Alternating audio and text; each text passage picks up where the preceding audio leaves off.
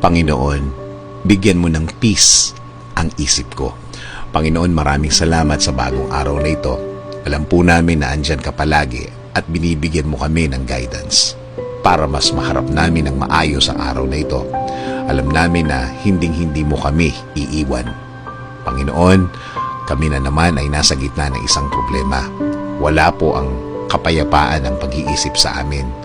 Wala po ang kapayapaan ng puso sa amin ngayon. Dulot ng problemang napakabigat na aming hinaharap ngayon, Lord.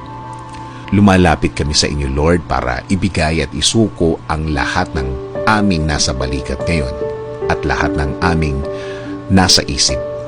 Ang lahat ng aming nasa harap ngayon na nagpapasikip ng aming puso at dahilan bakit nasira ang aming araw, Panginoon.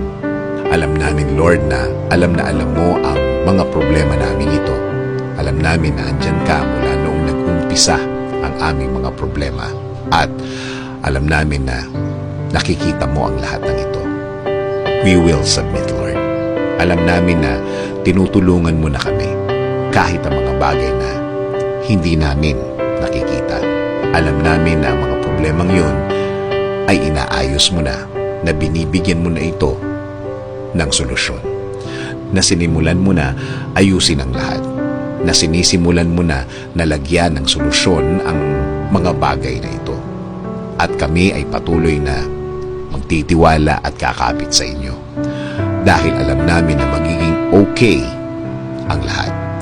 Huhugot kami ng lakas sa inyo dahil alam namin na yun ang dapat, na ito'y bahagi ng inyong pag-aalaga at pagmamahal sa amin. Dahil alam namin na mahal mo kami at kahit kailan hindi kami kailangan mag-alala.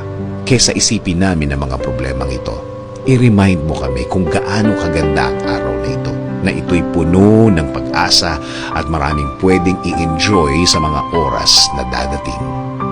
Alam namin na sa pagtitiwalang ito, kami ay mapapahinga sa mga araw na kami ay pagod.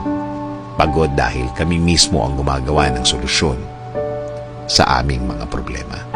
Now, we will learn to trust you more, Lord. We will trust your goodness and kindness. We will also trust your timing, Lord.